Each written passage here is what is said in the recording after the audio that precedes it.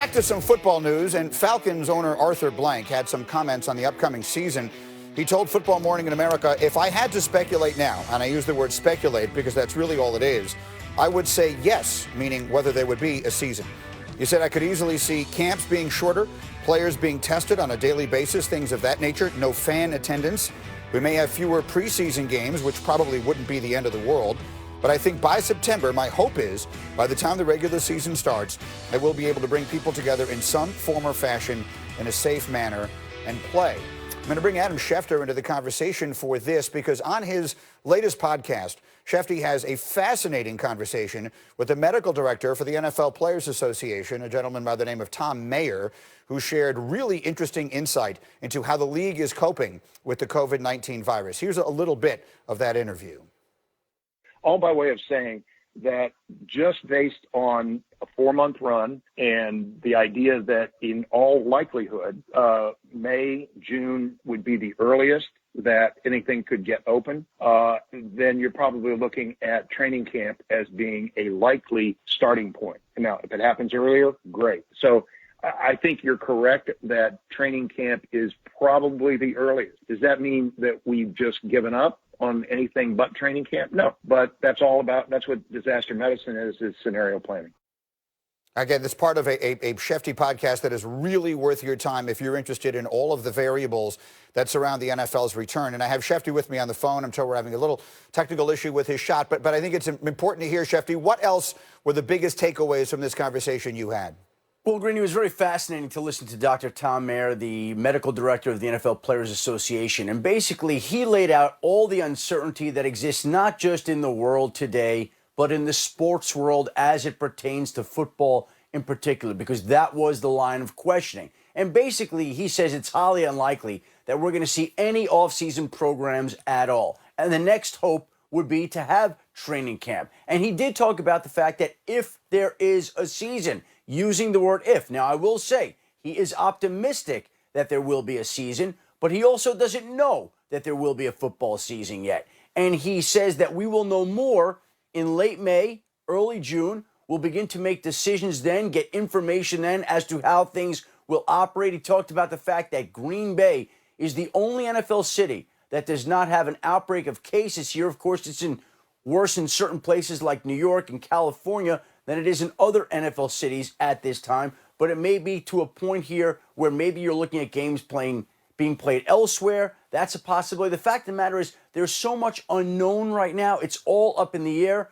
But Dr. Tom Mayer, the NFLPA Board of Medical Directors, the NFL, they're all working here to try to figure this out like everybody else in every sport to figure out what is and isn't going to be possible. He also brought up the idea of looking at Singapore and some of the other areas like South Korea that have been affected. But as I said to him, it seems like we have more incidents of the pandemic here than they do there. And so there may be bigger challenges for the United States moving ahead. Schefter, again, well done, and thank you. We'll come back to you, obviously, daily for updates on this sort of thing. But again, I strongly recommend this podcast for anyone who's interested in all the matters surrounding the return of the NFL. And as far as optimism, I've said this all since this began, and I'm going to continue to say it. I'm going to be optimistic because I don't see any good reason not to be.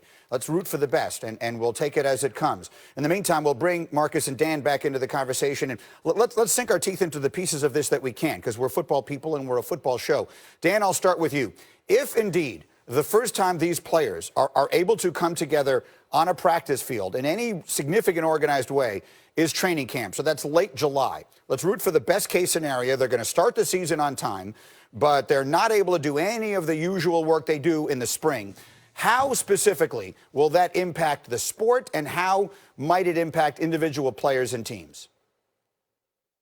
Yeah, Greeny, first of all, let's look at the teams that I think will be, we'll use it as a benefit. We'll use it as a separation in comparison to other teams. I look at teams like Seattle and New Orleans and Green Bay and Kansas City, these teams that have really like outspoken alpha male leaders at quarterback. Because what's going to happen is the quarterbacks are going to have to become basically mom and dad. They're going to have to become head coach, strength coach, conditioning coach, individual coach. And really it's going to be like calling your strength coach, hey, what's the workout for today? I'll make sure that everybody in our team gets it. Use technology, Skype or FaceTime or Zoom.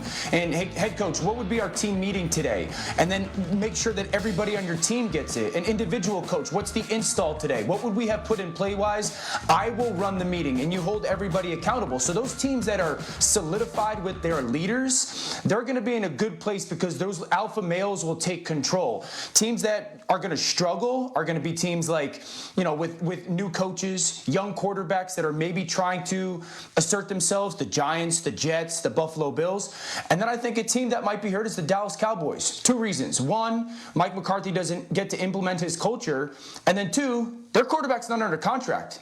Dak Prescott is not under contract. And so what is his interaction with the team going to be allowed to? What is his interaction with players? How much access does he have? And I think that's going to be a huge challenge for the Dallas Cowboys and Dak Prescott to jump over. Marcus, what would be the biggest challenges from your view?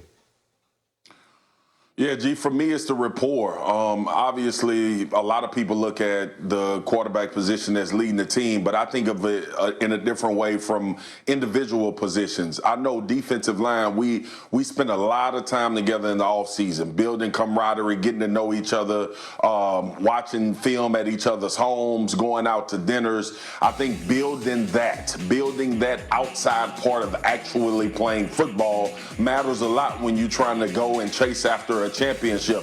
Dan makes great points about the football part of it, the meetings and making sure you have that FaceTime. I'm more focused on how you build in the weight room when it gets hard, when those gassers and when those conditioning drills get tough. Guys start to ascend and become leaders, and that's who you find out during the season you can depend on. Those are the parts that I think will be a big miss as teams go forward. It does generally feel like it just makes sense that teams that have a lot of veterans that have been together a long time, maybe that have coaches that have been there a long time, would have an advantage if that's the way this plays out. We'll talk more about it as we go, and I'll remind you, for the